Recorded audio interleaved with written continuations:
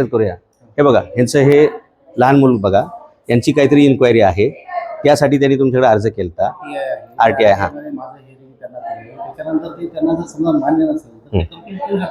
हा कंप्लेंट करू शकता सर, पण ते तुम्हाला भेटायला आले ना, तर सुरक्षा रक्षकांनी तुम्ही भेटले तुम्ही साहेब. हे बघा, त्यांना हिअरिंग नंतर आमचं काय डिसिजन आहे ते त्यांना कळू. त्यानंतर त्यांना तरी मान्य नसेल तर त्याची पद्धत मान्य सर, पण ज्यावेळी ते इथे तुम्हाला भेटायला येत आहेत, सुरक्षा रक्षकांनी त्यांना अडवलं. 9 दिवसाचं लेकरू आहे तेव्हापासून ते इथे येत आहेत. त्यांची जी तक्रार आहे त्याचं तुम्ही सोल्युशन करावं याच्यासाठी ते येत आहेत ना. मैडम कल आप मिले थे? कल मैं मिली थी सर, पर मैं इंस्पेक्शन के, हाँ मेरे हस्बैंड आए थे सर, पर इंस्पेक्शन के फाइल के रिलेटेड आए थे. जो फाइल सर उनके मिलने के बाद में भी हिम्मत चौधरी ने मुझे मेल पे लिखा है कि मैं ये इन्फॉर्मेशन नहीं दे सकता हूँ, आपको चाहिए आप जाके रजिस्ट्रार से मिलो. मी माझ्याकडे ते हिअरिंगला आहे, त्यांच्याकडे पहिल्यांदा त्यांनी काय माहिती ही प्रोसिजर आहे, त्याचं काही कायदा आहे. त्यानंतर माझ्याकडे हिअरिंग झाल्यानंतर मी त्याचा माझा निर्णय घेतो.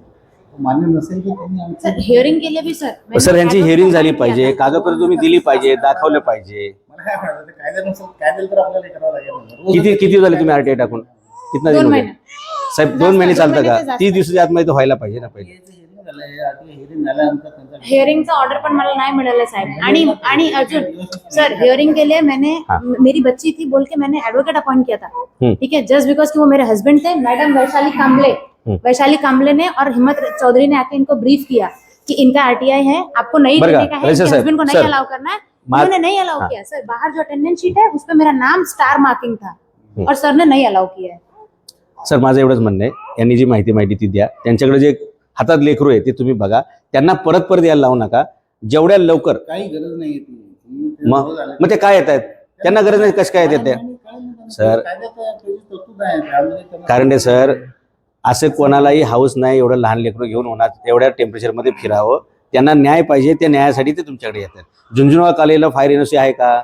तुमचे डिपार्टमेंट कागदपत्र देत आहे का? हा सगळा तो विषय आहे. RTI मध्ये आलेलं आहे ना, RTI माहिती सर दिली जायलाच तुम्ही म्हणताय बरं का. हे एकदम टिपिकल उत्तर तुम्ही देताय. त्यांनी अर्ज करून 2 महिने झाले. हा मग हियरिंग झाले की नाही? अभी आपका क्या है? सर मैं बोलती हूँ हियरिंग में भी आपने मुझे बोला कि आप ये so and so information college को फॉरवर्ड कर रहे हैं.